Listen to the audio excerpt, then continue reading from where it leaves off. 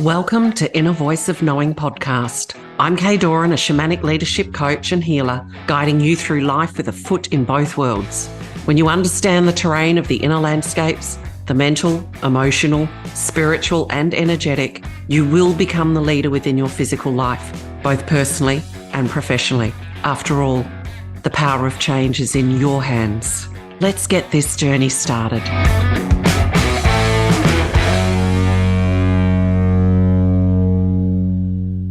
Welcome everybody back to Inner Voice of Knowing. I always say this, I'm so excited to take this journey with my guests, but that's because I handpick or people reach out to me and I'm very particular about who I align my energy with and my brand with. So whenever a guest has been chosen or put their hand up and it's like a yes, I'm always excited because there's always new perspectives to hear, and it's always an individual journey. So Nicolette Veyers, hopefully I pronounced that right. I'm excited to take this journey with you today. We haven't collected a lot. We've only had a couple of chats, but we've been connected on Facebook.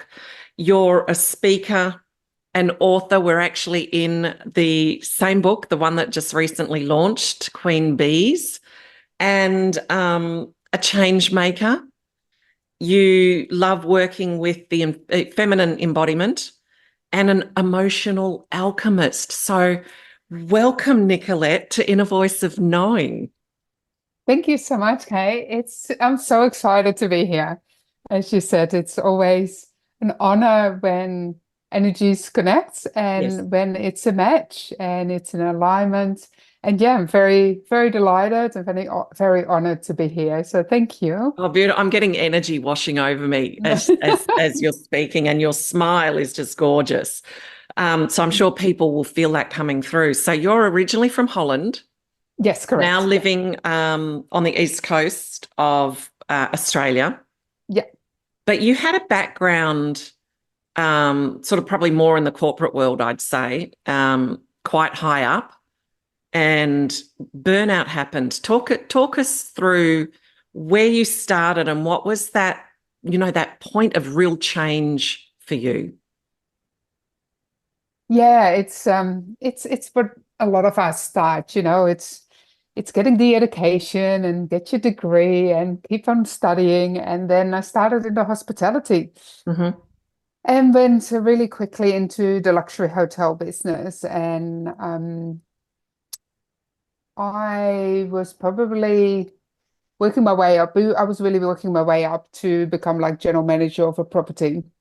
That was my goal. And that's a big role. Yeah, absolutely. And when I got there, I was like, oh, is that it? You have those expectations of what it looks like and what it will be and all these kind of things. And it was like, huh.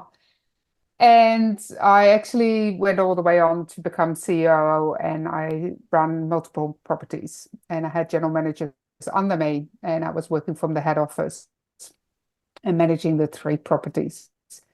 And it really came to me a couple of times during my career. It was not just one moment. There was quite a few burnouts in between, if you want to call it burnouts. Yeah. You hit a ceiling. There's a certain moment in time that you go, okay, I've done what I had to do as like assistant manager. I wanted to become general manager. There was no opportunity.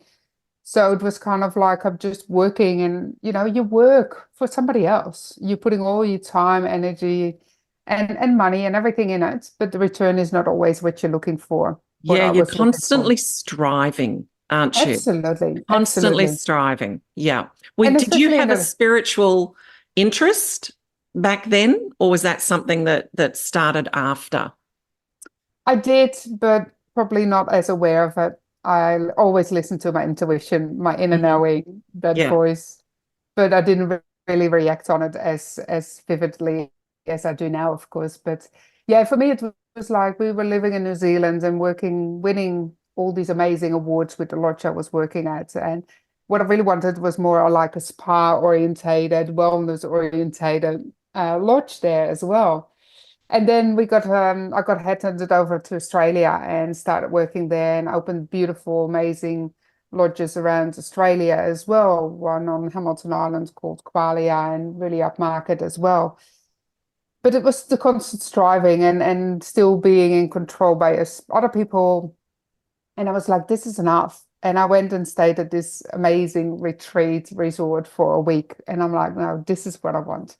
And I don't want to Aha. run it anymore. I want to be a guest and I want to be on the other side. So what is on the other side? And that's what really made me think like everybody else is coming as a guest. I want to be that. I don't want to be the general manager anymore. But my Mhm. body was broken down. I was emotionally, spiritually, and physically at a burnout stage. I had pains everywhere. Emotionally, I was a wreck. I didn't speak about my emotions at all. I was just so in my masculine energy and just go, go, go, go. There was no stop button. There was no pause button. It was just always, always on high alert Do you and at the high feel, performance. yeah, do you feel, Nicolette, that part of that is one, it's, it's all that striving, but even going into that masculine energy that I've got to prove myself, Of to course. myself and others that I can do this. And the Oh, fear of just especially. quietening down a little bit is just I'll miss something. Is that what fit for you? Yeah, especially being a female in such a male-dominated industry as well. It was Yes. just all like, well, you're a woman, how can you do this? And so I had to be in that masculine energy of just go get and just perform all the time. And the expectations put on myself by myself, but also Hmm. by others was always high. I knew that when I was going to the retreats myself as a guest, that there was another side, and it was that slow down and more feminine. And but I didn't know how. I just didn't know how. I was not taught. I was not. Nobody around me knew how to do that because I was surrounded by all these, really masculine, driven, energetic people, Yeah. which is not. There's nothing wrong with it, but it was just not me anymore. And I came to a point that's it. So I said I just needed to stop, and then I got a job. Still as a general manager, but with an spa and wellness brand in Asia, which was the speed was completely different, and everything changed. But even then, yeah, it was not what I wanted, and stepped out of the hospitality completely. But that actually came by two different ways. One was I got fired because it was not good enough. At least that's what I made out According of to it. And them. of course, that's no, according to me. They said, According. you're not what we're looking for. And I made it, I'm not good enough. But of course, I'm good Okay. enough. Yeah. And the other one was a natural disaster. There was three hurricanes in a week, and the whole resort was destroyed. And that destroyed my life and my path as well at that moment. And it was not meant to be. But But I that's love not what that. you want to hear. Let's go back to that one. That the destroyed my life and my path, or did it stop you on the path that you were on to say, hey, dead end, got to take a new pathway. And the same thing as the other one, with the being fired. We always have that ability, as you'd know, where we get to reframe it and say, I went through a position where it was a redundancy. And at first I'm saying I was made redundant. And then I'm like, no, the role was made redundant for me. Do you know what I mean? Like we have that At the end, opportunity to reframe it. absolutely. And at the end, it's a blessing in the sky because Yeah. I was not made for corporate. And it was, yeah, there were so many things involved there as well. Working as a couple together with my husband was Hmm. something they didn't appreciate. And, my husband and our relationship was more important than the job. So it is all about me and the relationship and not about the job. And I can work anywhere. And that's when I started, you know what? I just need to do this for myself. I can be in control of everything I do and whatever else comes up. And this is a sign. What a This is the end of beautiful this and path. powerful moment to sort Hmm. of turn that vision back inwards and go, this is about me and my life and my relationship with my husband. As a child, what were you like? Because I'm curious, because most people then, as they do that awakening and make those more empowered choices and turn that vision inwards, you look back at childhood and you see it's like I'm coming back to that truest nature of how I was when I was young. Does that fit for you? Absolutely, absolutely. And as I wrote in my first collaboration book, was like the pressure, not the pressure. I said the pressure, but that's how I felt at the time. Yes. And the expectations of my dad of being the best and performing to the highest level at speed skating, at school, at all those kind of things. And of course, he didn't put that on me. I put that on myself, but he just wanted the best for me as being his daughter. And that's what I think was always happening as well. Life was fantastic in my early days, and there was a lot of hospitality within the family. We always had friends and families coming over to stay and have dinner with us, Uh-huh. and just, that my mom was always really caring and nurturing. And we lived at a beautiful home and we had a beautiful garden. So it was always outdoors. We traveled a lot. We went on holidays all the time. We did a lot of sports and outdoors, and that was really what we always about. But we were always on the road and on the path of doing things with people and connections and community I was going to together. say community connection and space. Absolutely. Yeah, Absolutely. And living in beautiful. a village that's what you do, because I always everybody start to laugh when I say I live in a village. And people said, no, that's a town. I said, no, this was a village because Yes. there's only a few people living there. And I kind of escaped it when I got older and in my teenage years. But now I've also realized, especially coming back 2 years ago, and I was looking after my mom who got dementia at the time, that the village is beautiful to live in, as much as I ran away when I was like 18, 19, Yes. as it was too small for me and I wanted to explore the world. And, I'm meant to make change in the world, and the village was too small. And funnily enough, guess where I just moved to an eco village here on the east coast of Australia, back into a village lifestyle. Yeah, but And I generally think, as children, we want to then explore outside of what is so familiar, and then we come back with a deepened appreciation, mm, perhaps, of, yeah, so when you left and you made that decision that, you turned that vision inwards and said, life is about me, um, and life is about my relationship. And what did you create? What did you step into? the unknown, something I didn't know Love that. how I was going to do that, because all of a sudden being an entrepreneur is such a different consciousness of how do I do that? I always wear all these different hats as financial and sales and marketing and all these kind of different things as a general manager of luxury resorts. But now it was just me. Yeah. Because as you start your business, you can't hire a whole team around you, which I always had around me. And all of a sudden it was me, me, and me, and wearing all these different hats. And it was just a beautiful evolvement and an evolution of myself becoming this incredible, powerful woman who I've always been, but not with the team around me, but in a different way. It was about the Yeah. collaboration of working together with other like-minded, beautiful souls as And yourself and almost the everybody else team as well. inside of you, the Oh, mindset that it takes, absolutely. the emotional alignment, the energetic, the belief and knowing in yourself and your path, because you've really got to become, in many respects, your own self motivator. Oh, absolutely. And I think it can be a very lonely path, the path of spiritual awakening. And a lot of people didn't understand what I was doing. And even my husband quite often said, "Oh, I don't know who you are anymore," because you do evolve and you do change Mm, consistently. And I think it is finding when I went on the path of that feminine embodiment as well, because I wanted to understand and discover more of that feminine path, and bring it more in balance for me was really what I was looking for, because I was so in the masculine energy and then went into the feminine energy and finding that balance as well. And I really understood now how the energetics works and been diving into the human design as mhm. like the human design of myself. What is it that is my self motivation? What is it that sparks me up? What is it that makes me a magnet to others? And it all is the inner work we're all doing, but it's a journey and it can be scary, it can be lonely, but it's so beautiful and amazing and awakening to who you truly are and who you're meant to be in this world.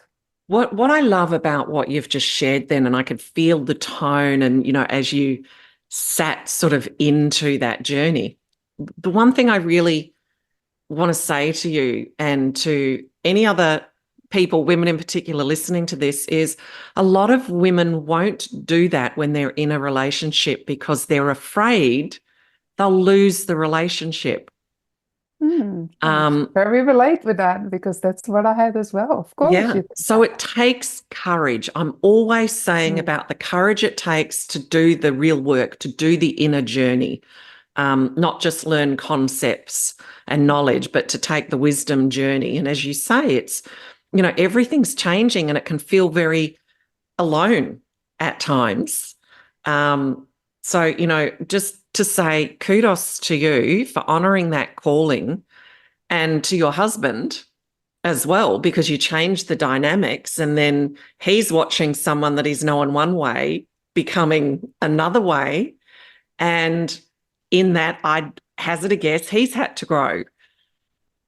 He saw the change in me, and I was actually at a women's retreat, and all of a sudden, a couple of men came in to explain there's a lot of men's work what Yes. is going around as well, which I had no idea about any of that years and years ago.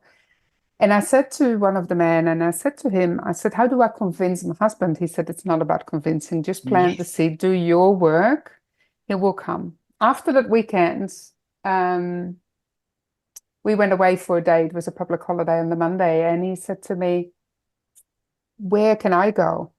And I said, Wow. I've just found some beautiful men, and they're doing a lot of men, and it's an international group as well. And it's so beautiful.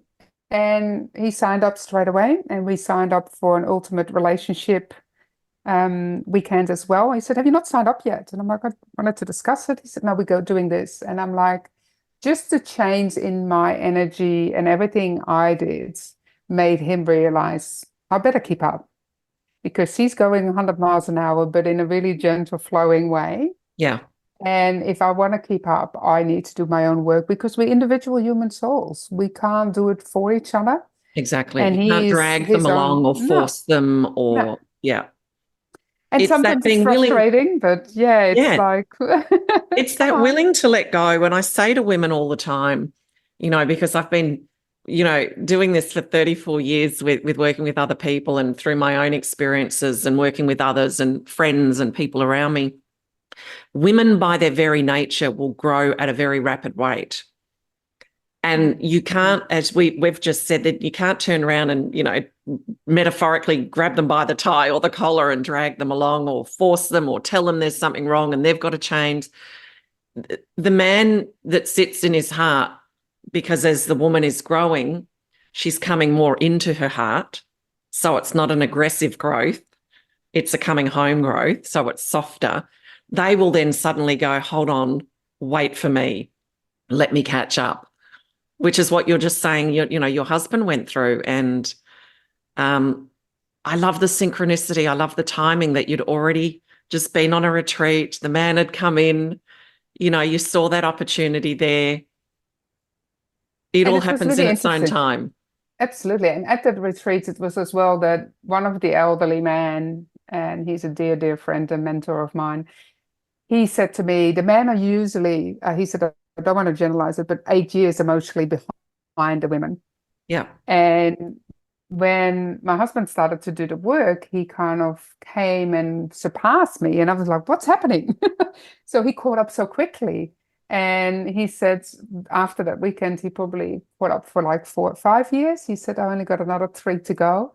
And I was like, it's not about the years, of course. But then he surpassed me. And I was like, oh, I need to keep up. And it's a beautiful dance what then evolves. Yes. And it's no competition. It's just you do your own work, you do work together, you do it separately, and you grow as individuals. And Yeah. it is at the end of the day a choice people make on their own. If they don't want it, they don't want it.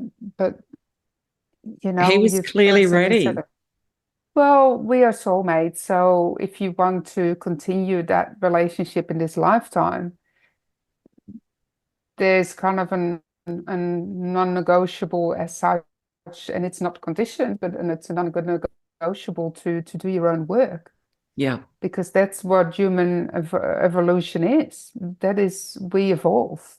And if you stay stuck, what I felt for many, many years is because I didn't do the growth work and I didn't do the inner work. And yeah, it's a decision you make. And nothing can change unless we change. Absolutely. Yeah. But for me, it was an urge, because in a really gentle way, an urge, but I just, yeah, get like itchy, and I'm like, I wanted to move again, and whatever that is. And now I understand my whole human design a lot better. I've got these growth spurts, and then I kind of come on a little plateau, and it feels like I've done this, I know what I'm doing, and I'm not growing, but I'm stuck again. Yeah. But it's not, it's just waiting. And you kind of, I always say, you break down before you break through again. And when I'm at that plateau, I kind of go like, oh, what's coming up? And yeah, then all of a sudden you Yeah. go back and flow. Or But it's as going to soon as start you know, again. The cycle's going to start it again. is. Yeah. Yes, yeah. Yeah. And that's when you understand what you said about the emotional alchemist is really about coming home, understanding when you're in control of your own emotions and in alignment, not even in control, don't like that word as much. It's really in alignment of your emotions, because emotions come up all the time. Yeah. But if you can be in alignment with your energetic blueprint, who you're meant to be, that's living you through I life. always say understanding everything's speaking to us. Everything is, because we've spoken about that is energy, but everything's communicating something to us. So when we understand the landscape and the language, say for example, of the emotions, then we make more empowered choices about what we do with that energy. Yeah. Yeah, and absolutely, it's really the connection for body, mind, and soul, because the Yeah. messages is the soul speaking to us, Yeah. and the body will need to adjust to that, and we raise the frequency and we vibrate on a higher frequency. Your body actually does change, and my body has changed, and it's just so much more in alignment, and your whole life just goes into flow and ease. That's beautiful. That's so beautiful. And so you mentor others now? You predominantly work with women? Predominantly with women, but I must say there's more and more men reaching out as well, which I quite often say, have a chat with my husband, who's not doing any of that as such, but he will have the conversations with the men, how they can start. Because the question is always, where do I start? There's so much information, there's so much out there. Yeah. And we are multidimensional beings, so there is not one answer. It is, understanding who you are and to work individually, what is in alignment for you. I always say, I'm not telling you what to do. I can't. You will need to listen to the voice, the inner voice of inner knowing, to listen to that, and that will give you the answer. But I can assist and guide you in ways to be able to find and how to listen to that. And I remember the first time people said to me, you're not in your body. I said, what do you mean? And you need to listen to your voice. And I'm like, what do you mean? And so I get it. It's a journey. And I always say it's a journey without a destination, but have fun along the journey, because that's what life is about, having fun and being happy, and just, be at peace, and not to put so many emphasis on matters. And what truly matters is just the relationship, your family, and love. And just coming back home and being back to basics is really, at the end of the day, what really truly matters is human connection. I love that. I used to tell this story years ago, about enlightenment. And there was a very simple man who went in search of enlightenment. And then his life became incredibly complicated. And then he became enlightened, which meant he just became a very simple man again. That we go in search of all this stuff. And I love what you said, that because I'm very much like that and talk about this all the time too, that in the roles that we're in, we really are guides that just know the terrain. And it's like, you know what, you're going to do this, but I can show you because I understand the terrain. So I think it's really beautiful that you basically said, I'm not here to do it for you.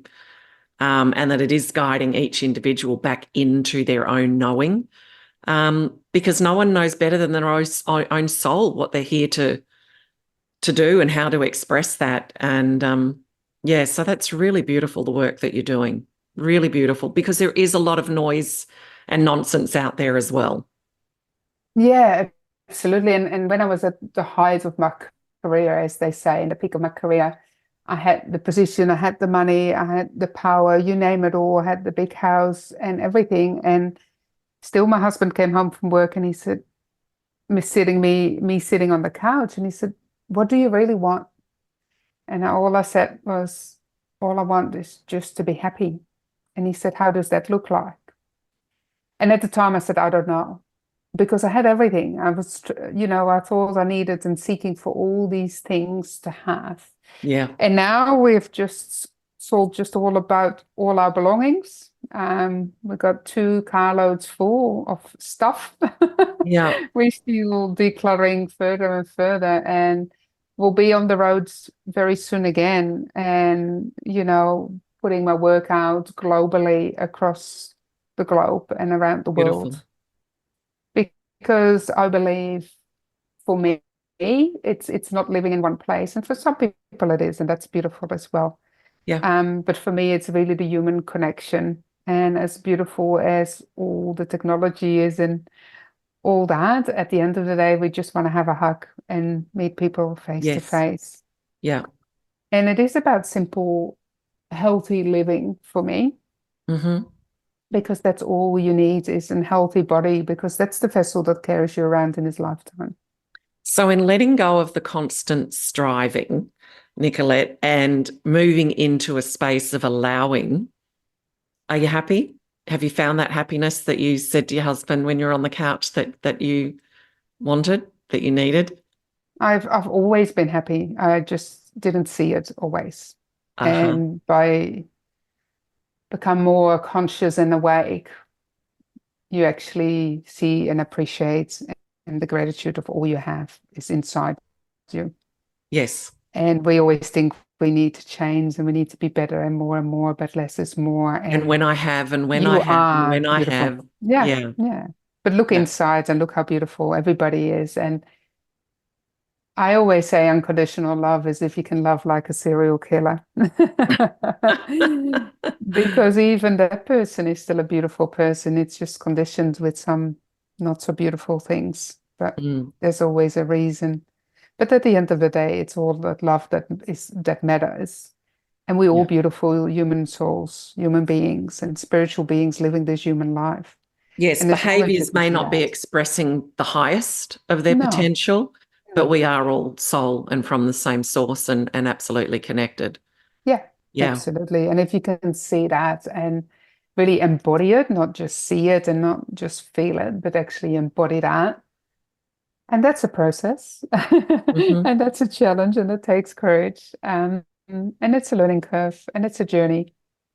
But as soon as that starts to open up and you open your heart to all that to come in, life is just magnificent. And so And you every listen to your inner voice of knowing now, and has it dialed up in making the changes that you've taken?